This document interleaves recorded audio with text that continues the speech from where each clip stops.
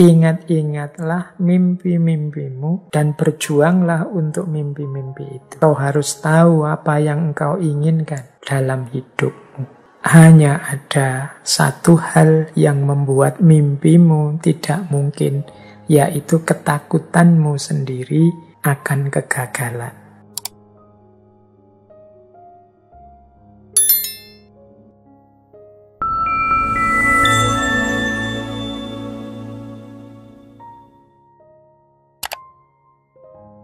Assalamualaikum warahmatullahi wabarakatuh. Bismillahirrahmanirrahim. Nah, lanjutannya From Dreams to Goals. Ini ada teori yang sering sekali dipakai oleh motivator-motivator.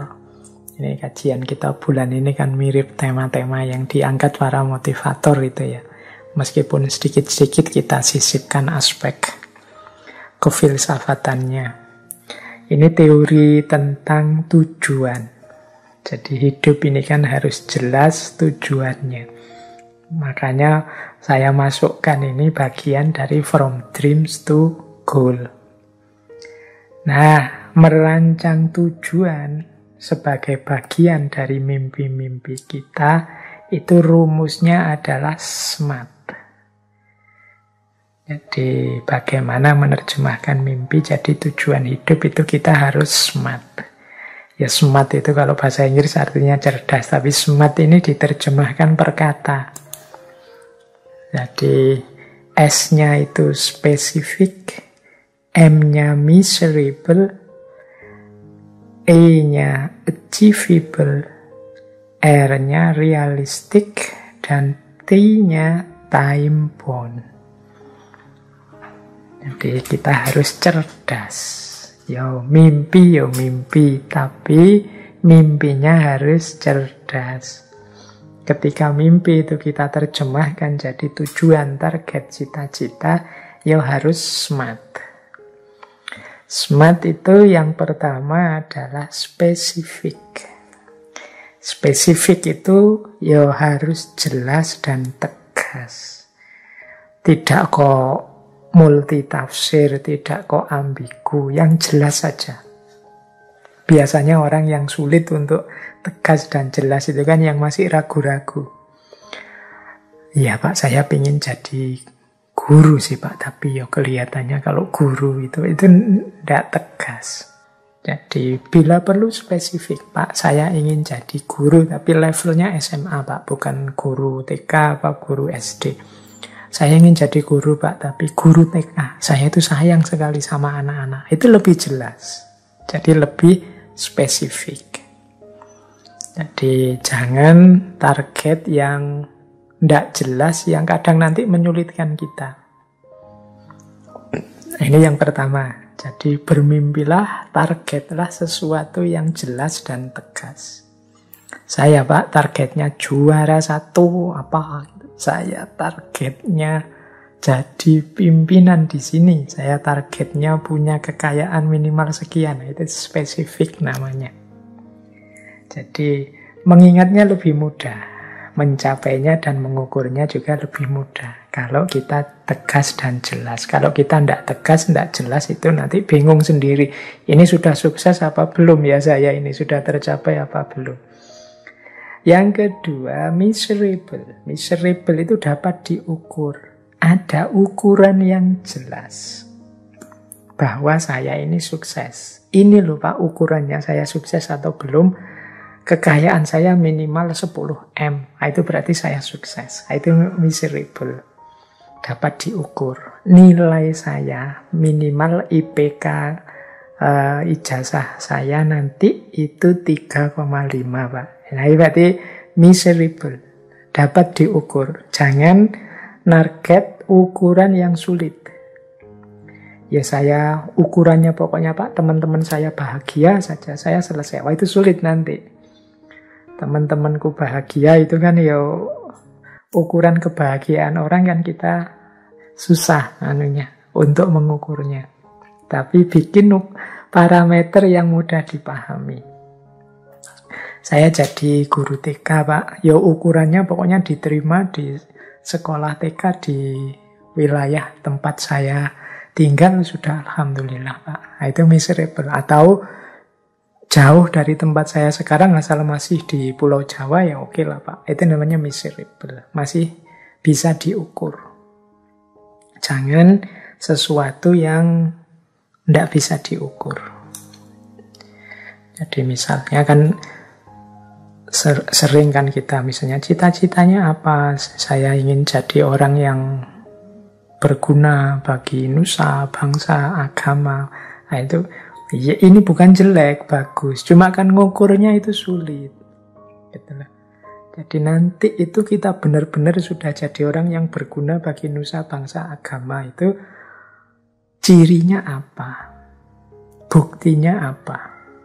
Itu kan kadang-kadang saya ada 1-2 mahasiswa itu yang mengalami kegelisahan, krisis identitas, kemudian ngadep, kemudian ngejak ngobrol, terus dia bilang, Pak, saya ini sedang pencarian loh Pak, saya sedang ingin menemukan sesuatu. Nah, itu biasanya kalau ditanya dengan model SMART ini dia kesulitan.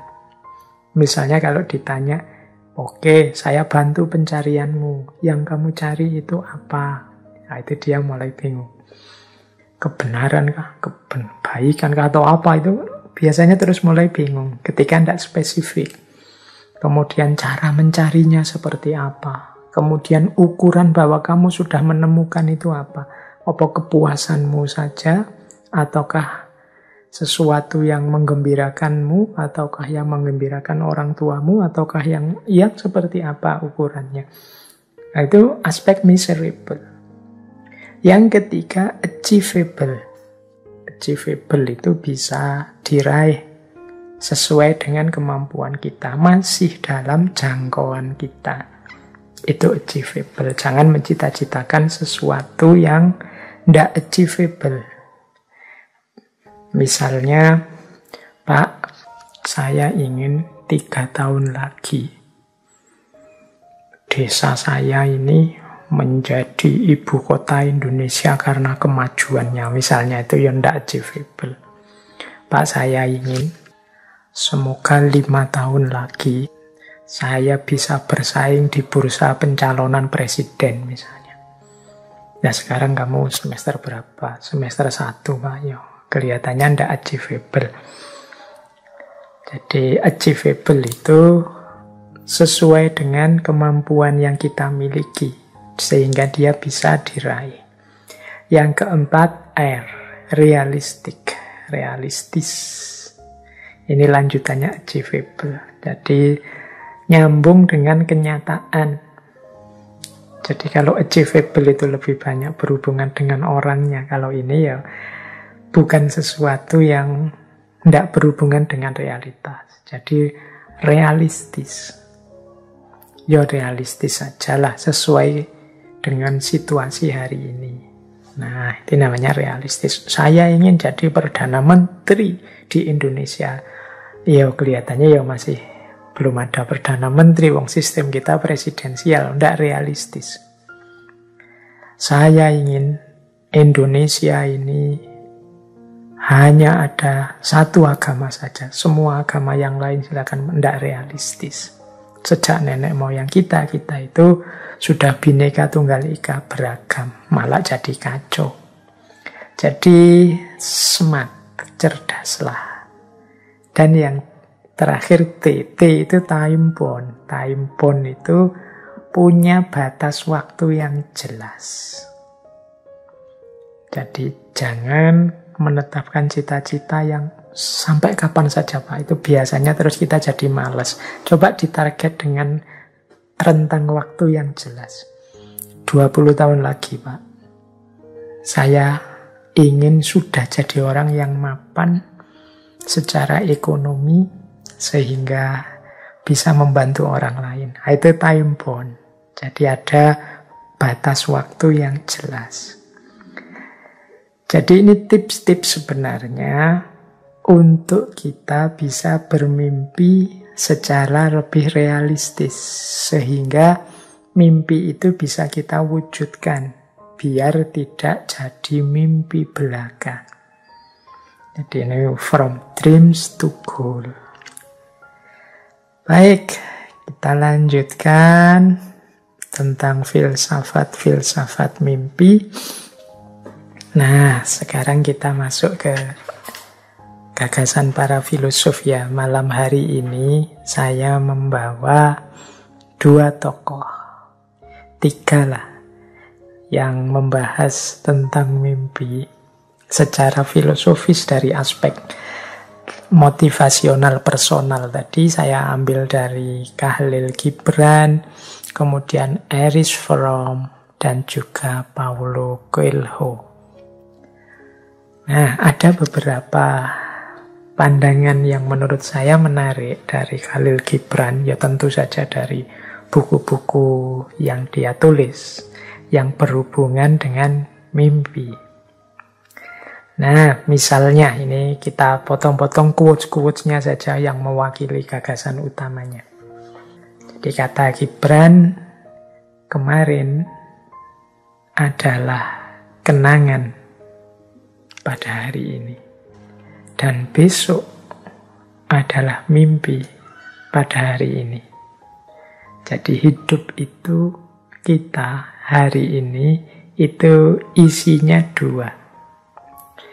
Kenangan tentang masa lalu dan harapan tentang masa depan.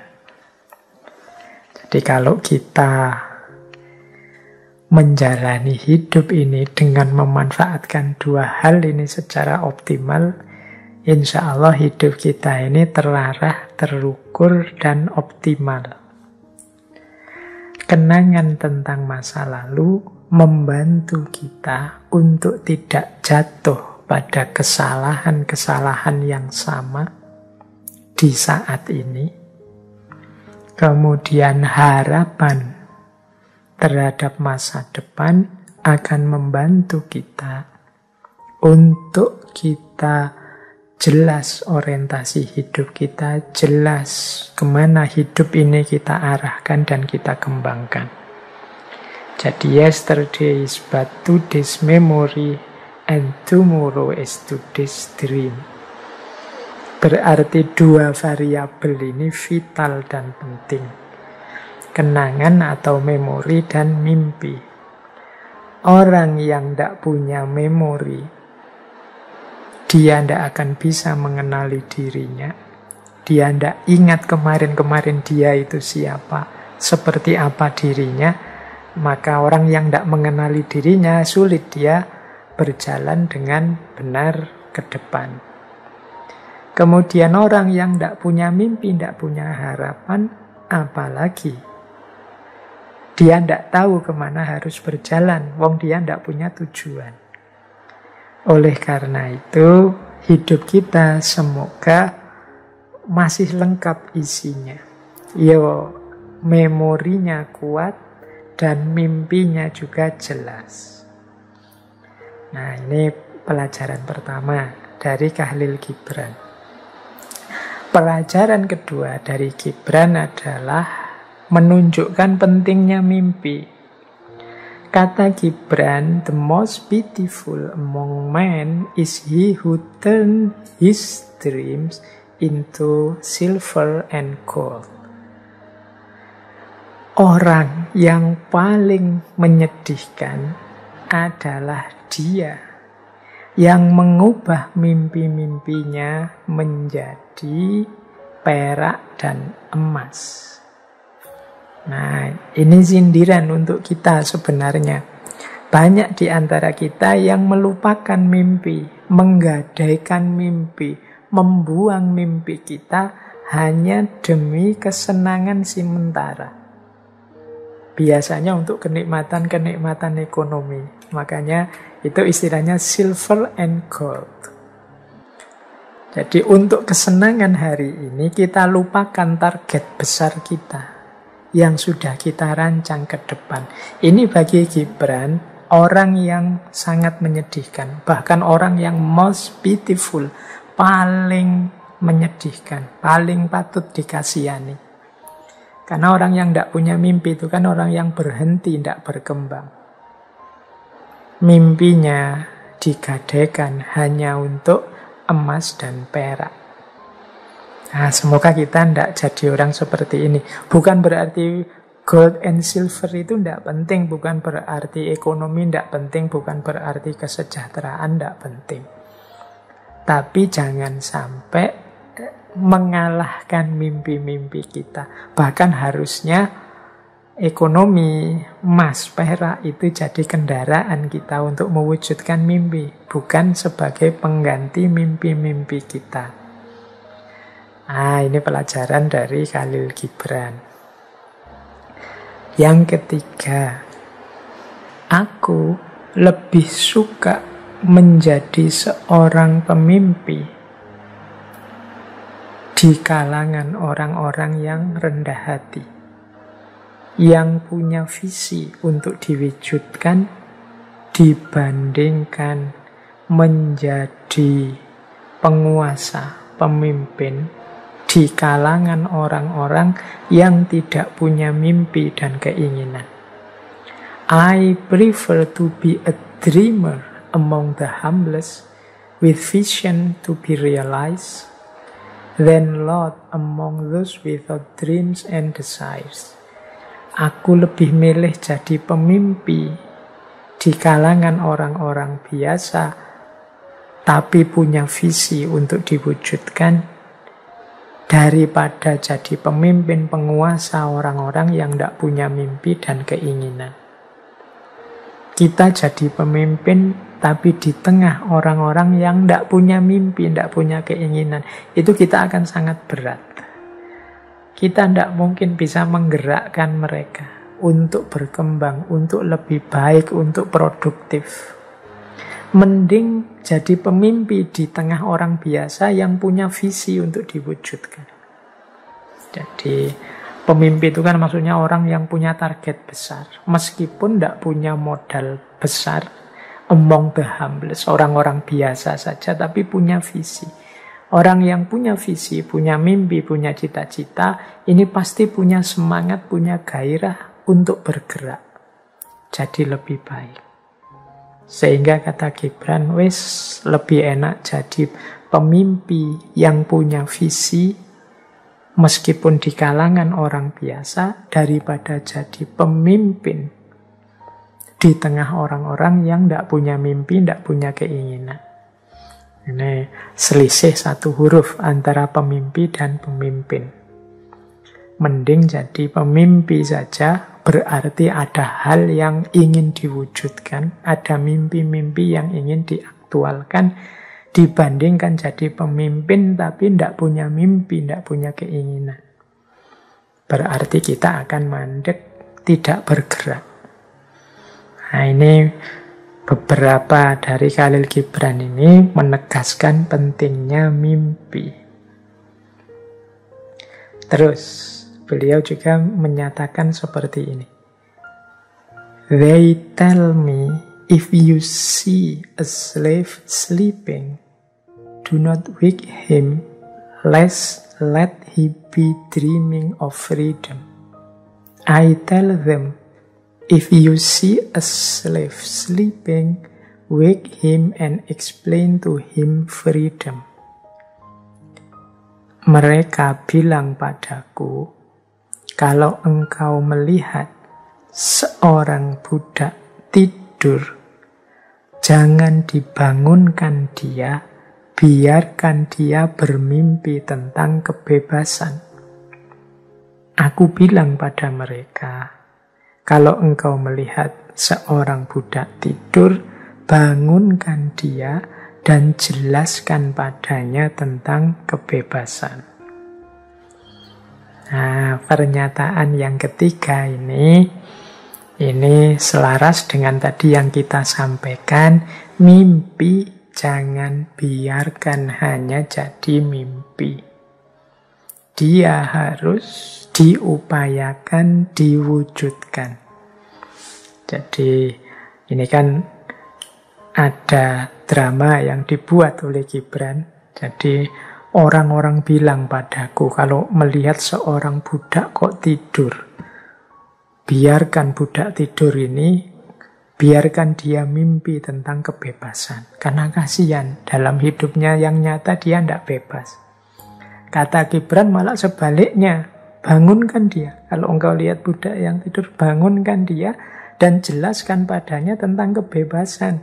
Biar dia bergerak, berjuang untuk mencari kebebasan. Karena apa gunanya mimpi yang berhenti hanya jadi mimpi? Mimpi harus diwujudkan dengan upaya-upaya agar menjadi nyata.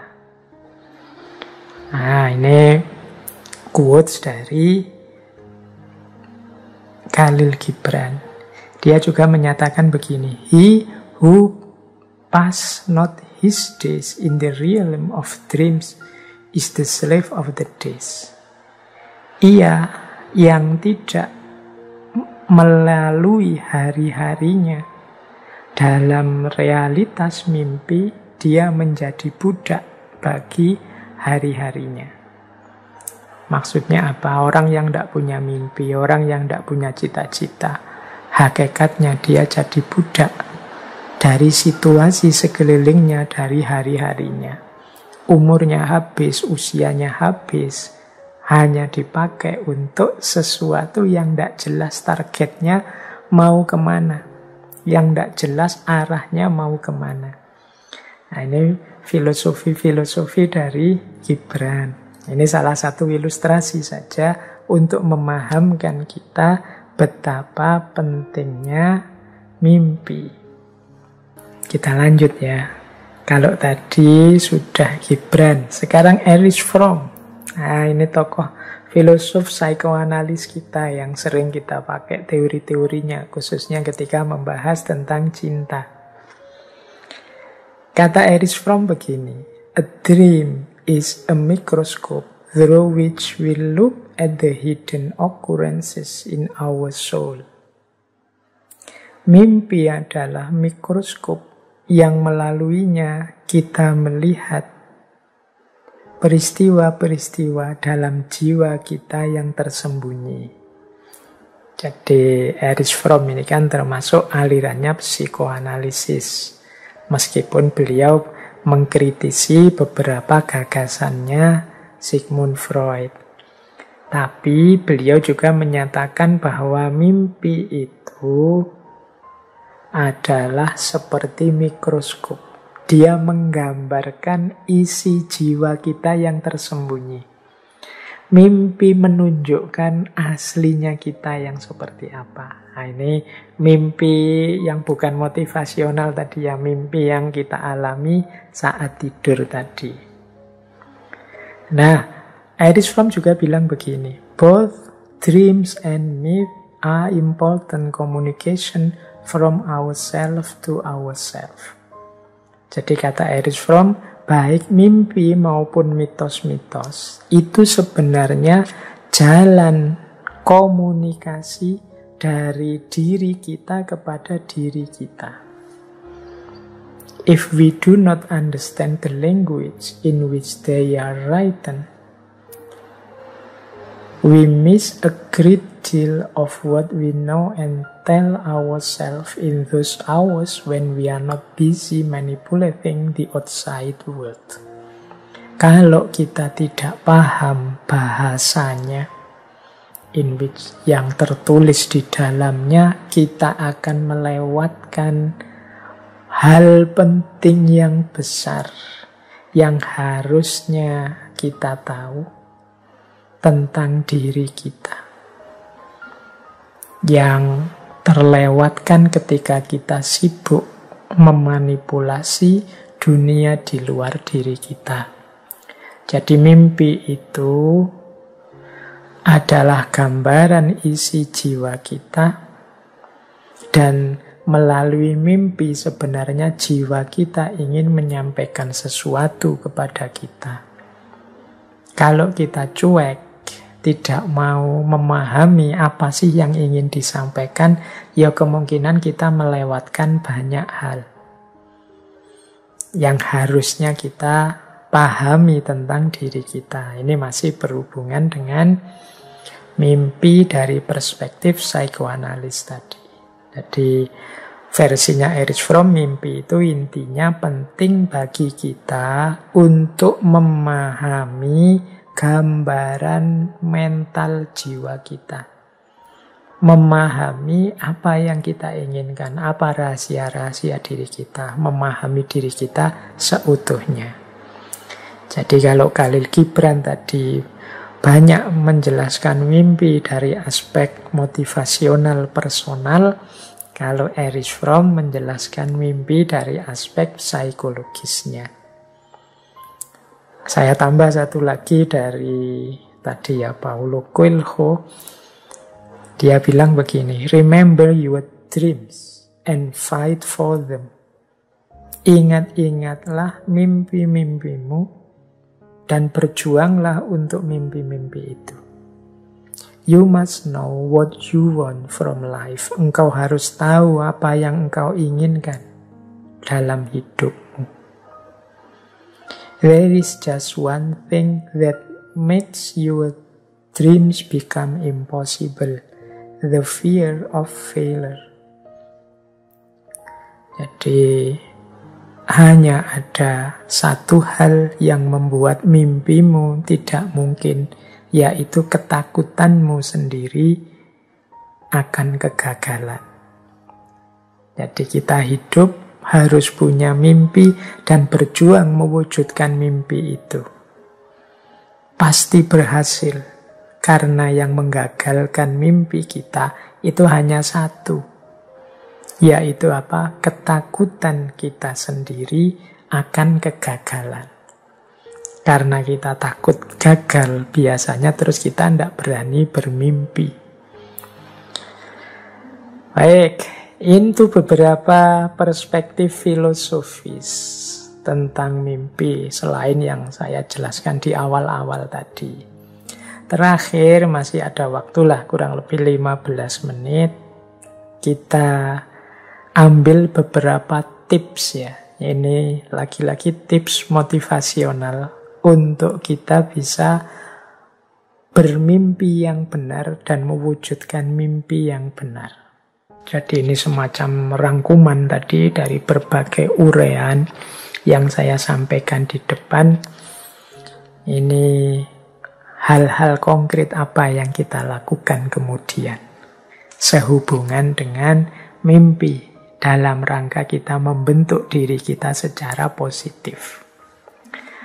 Yang pertama, pasti dan tentu saja kita harus punya mimpi. Kita harus berani menentukan apa yang kita inginkan. Kita harus berani bermimpi besar. Kita harus punya target yang besar. Ini yang pertama ini. Kalau mimpi saja tidak berani, ya nanti tidak ada gunanya penjelasan ke belakang ini. Jadi mari menetapkan target tujuan untuk mewujudkan mimpi-mimpi. Mari kita mulai sekarang untuk menghindari distraksi-distraksi yang menjauhkan kita dari mimpi. Orang yang punya mimpi itu kan ibaratnya orang yang jelas target hidupnya. Berarti dia tahu nanti dia mau kemana, tujuannya apa.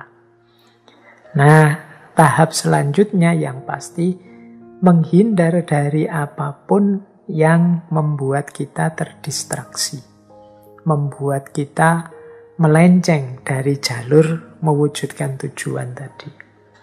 Ini yang pertama. Jadi, ayo bermimpi, mari menetapkan tujuan, dan pelan-pelan mari menghindar dari apapun yang menjauhkan kita dari tujuan.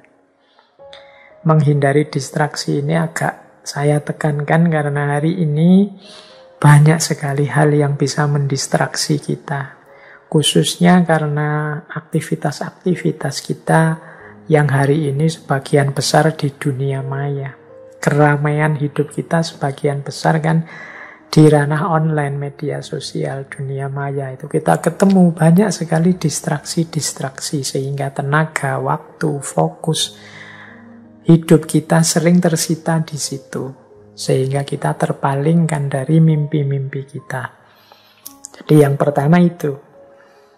Yang kedua, untuk mewujudkan mimpi-mimpi itu, tentu saja harus kita punya rasa percaya diri.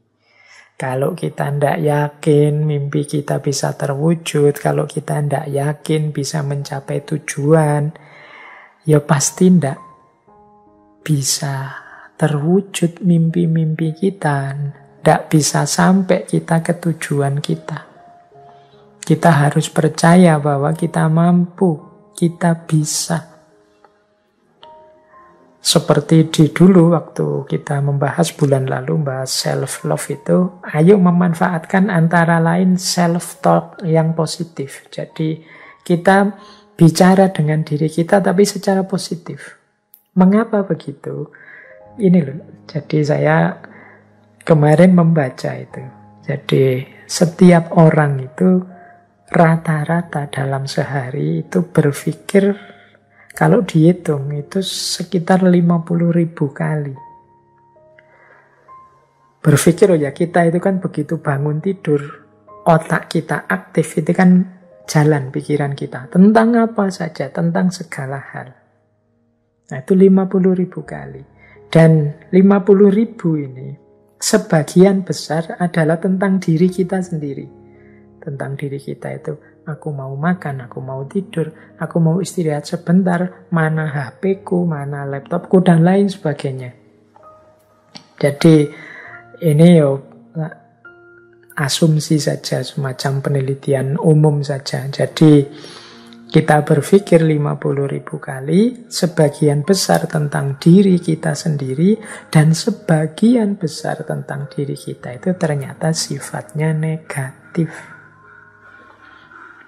Jadi jarang diam-diam kita memberikan atau memikirkan diri kita secara positif. Selalu saja yang kita pikirkan masalah kita, problem kita, tugas yang belum kita lakukan, tanggung jawab yang belum tertunaikan, kekeliruan-kekeliruan kita kemarin, dan lain sebagainya. Selalu tentang kurang-kurangnya diri kita. Akibatnya apa? Ya otak kita terpengaruh dengan itu. Jadi dia tidak bisa memberikan 100% dayanya untuk membentuk kita dalam versi yang terbaik tentang diri kita. Wong kita pakai otak ini untuk selalu menegaskan di mana kurang kita, di mana masalah kita, di mana problem kita terus-menerus. Bukan berarti salah, tapi kalau sebagian besar sifatnya negatif, ya tentu saja kemudian terbentuk pandangan diam-diam, atau mungkin kalau bahasanya Freud tadi, di bawah sadar kita, bahwa kita itu banyak sekali kekurangannya, serba tidak sempurna, kita itu lemah. Akhirnya diam-diam kita ini jadi orang yang tidak percaya diri. Nah, makanya disinilah pentingnya. Tidak apa-apa kalau teman-teman punya media untuk self-talk. Self-talk itu ngomong dengan diri sendiri. Apakah itu langsung ngomong misalnya di depan cermin, atau lewat tulisan-tulisan, silahkan saja. Beri afirmasi-afirmasi positif terhadap diri kita, untuk kita bisa membangun rasa percaya diri. Misalnya kita bilang ya pada diri kita, ya aku ini banyak kekurangan, tapi aku berhak dicintai. Aku ini punya hak untuk gembira. Sebagaimana semua orang, aku juga punya hak untuk bahagia. Nah, itu self-talk positif. Aku mampu mewujudkan apapun yang aku inginkan. Aku kuat menanggung apapun problem. Aku bisa menyelesaikan apapun masalah. Tidak ada masalah yang tidak mungkin aku selesaikan kalau aku mau. Aku mampu menarik orang-orang yang tepat ke dalam hidupku.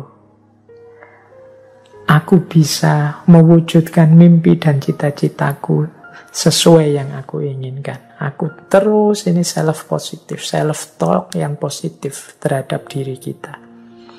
Ini akan menumbuhkan rasa percaya diri. Ini boleh diulang, bulan lalu rekaman kita tentang self-love yang berhubungan dengan self-talk yang positif tentang diri kita. Jadi setelah kita bermimpi besar, mari kita percaya diri bahwa kita mampu mewujudkannya. Kalau masih banyak unsur-unsur kerendah dirian, ketidakpercayaan pada diri sendiri, boleh digunakan self-talk yang positif pada diri kita sendiri. Nah, ini diantara strategi kita untuk mewujudkan mimpi. Yang ketiga, yaitu akui hal-hal positif yang pernah kita capai di masa lalu. Nah, ini akan membantu kita mewujudkan rasa percaya diri. Jadi kita ingat-ingat hal-hal positif yang pernah kita capai. Kan tidak ada orang itu yang tidak punya capaian apapun. Sekecil apapun, seperti apapun bentuknya, pasti setiap orang pernah punya capaian-capaian. Meskipun sekedar di level kampungnya sendiri, atau mungkin di rumahnya sendiri, atau mungkin urusan-urusan pribadinya sendiri. Bahkan termasuk hal yang paling kecil. Wah, aku pernah sabar di hadapan temanku yang sebenarnya sudah sangat menjengkelkan. Ini kan kecil. Mungkin kita punya teman yang temperamen, atau kita punya teman yang cerewet, yang membuat kita sering tidak sabaran, tapi kita pernah berhasil sabar mendengarkan dia cerewet selama berjam-jam. Oh, itu kan anggap saja itu capaian positif, bahwa ternyata aku mampu mengendalikan diri. Aku pernah berhasil mengendalikan diri. Itu contoh hal positif. Tidak apa-apa kita ingat-ingat untuk membantu kita mewujudkan rasa percaya diri, bahwa kita ini sesuatu kok.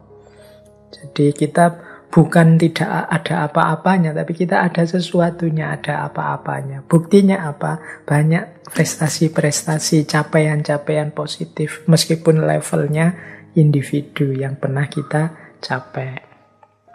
Ya, ini nanti lanjut juga ke yang keempat, kita mengakui, mengafirmasi kelebihan-kelebihan kita. Aku bisa ini, aku bisa itu, aku mampu ini, aku mampu itu. Ini membantu kita memahami diri sekaligus menumbuhkan rasa percaya diri. Saya yakin tidak ada satupun orang yang blank sama sekali, tidak punya kemampuan dan kelebihan apa-apa. Setiap orang pasti istimewa. Setiap orang pasti punya kelebihan sesuai yang dia miliki. Hanya saja mungkin dia melupakannya atau tidak menganggap itu sebagai kelebihan. Bisa jadi kan belum tahu, Pak. Kemungkinan sudah tahu, tapi mungkin dia tidak menganggap itu sebagai sebentuk kelebihan. Nah, mari kita bahasakan apapun yang kita bisa sebagai kelebihan. Misalnya, meskipun hal kecil. Saya bisa makan secara serius, Pak. Nah, itu kan juga kelebihan. Saya bisa minum, saya usahakan selalu sambil duduk, tidak sambil berdiri. Meskipun sama orang yang lain sambil berdiri, dan lain sebagainya. Itu bahasakan saja sebagai kelebihan-kelebihan dalam rangka membangun rasa percaya diri kita. Nah, selanjutnya ada strategi spesifik yang sering dijadikan tips banyak motivator. Yaitu apa? Visualkan tercapainya keinginan kita. Ini pernah saya jelaskan di waktu kita sesi The Law of Attraction. Jadi memvisualkan keberhasilan. Misalnya, bayangkanlah teman-teman sedang menerima trofi juara pertama apa dan rasanya gembira sekali. Itu namanya memvisualkan. Bayangkanlah di atas pelaminan berdua dengan orang yang kita cintai, dan saat itu kita betapa berbunga-bunga. Keluarga juga begitu gembira melihat kita merestui. Itu namanya memvisualkan dalam pikiran kita. Bayangkan betapa orang kemudian tepuk tangan mengagumi kita saat kita berhasil meraih ini dan lain sebagainya. Itu namanya memvisualkan, membayangkan. Nanti aku akan seperti ini.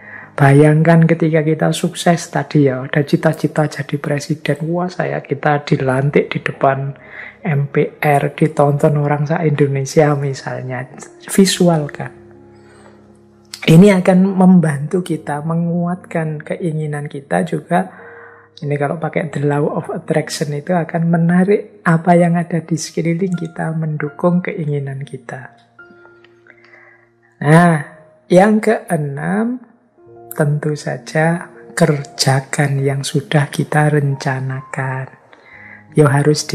Jangan diam saja. Tadi ada tahapan-tahapannya. Kita cari ilmunya, kita gali potensi kita yang sesuai, kita tetapkan destinasi-destinasi setahap demi setahap, langkah-langkahnya dan lain sebagainya. Yang nomor 6 ini wajib kita jalankan biar mimpi tidak sekedar mimpi.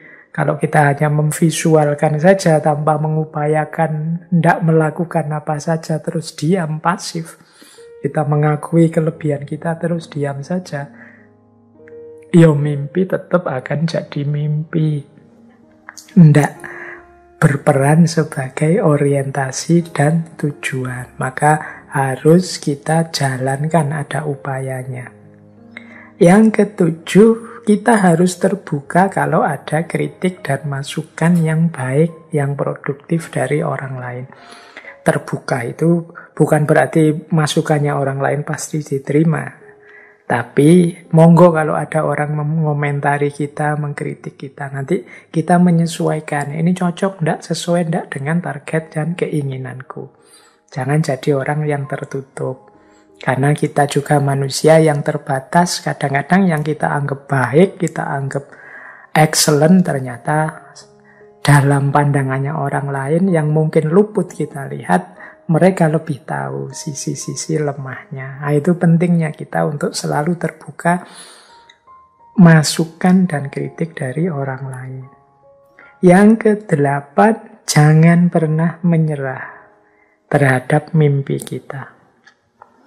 Mungkin banyak kesulitan, mungkin banyak hal-hal yang mendistraksi kita, mungkin banyak masukan-masukan yang membuat kita down. Tapi jangan pernah menyerah. Boleh teman-teman mengambil pelajaran dari banyak tokoh besar dunia siapapun, atau idola-idola teman-teman siapapun yang begitu tekun, begitu panjang menyerah apapun kesulitan hidupnya. Tapi jangan pernah menyerah atas mimpimu. Kalau kata Khalil Gibran tadi kan, jangan mau menukar mimpimu dengan emas dan perak. Yang ke-9, kalau nanti sukses, syukuri dan rayakan. Jangan dianggap sepi, jangan dianggap biasa. Biar nanti lebih semangat lagi. Wah, ternyata segembira ini sukses. Itu terus berarti ayo target lagi ya, itu loh ke depannya. Biar lebih semangat. Kalau sudah sukses kok santai saja, ya sudahlah, sudah berhasil sekarang, ya wis. Itu kurang heboh. Kalau kurang heboh mungkin untuk cita-cita selanjutnya kita tidak terlalu semangat lagi. Boleh kita rayakan ya sesuai dengan situasi kondisi kita. Memberi hadiah diri kita sendiri atau berterima kasih pada siapapun yang menurut kita memberi kontribusi. Tidak masalah, kita syukuri, kita rayakan. Dan yang terakhir, tentu saja ketika mimpi-mimpi kita tercapai, terwujud, orientasi hidup kita semoga tidak hanya kesenangan, kenyamanan kita sendiri, tapi juga berbagi manfaat, berbagi maslahat kepada sesama atas capaian atau kesuksesan tersebut. Jadi jangan mengejar senang sendiri, sukses sendiri, berhasil sendiri, tapi juga selanjutnya berpikir apa yang bisa diberikan untuk sesama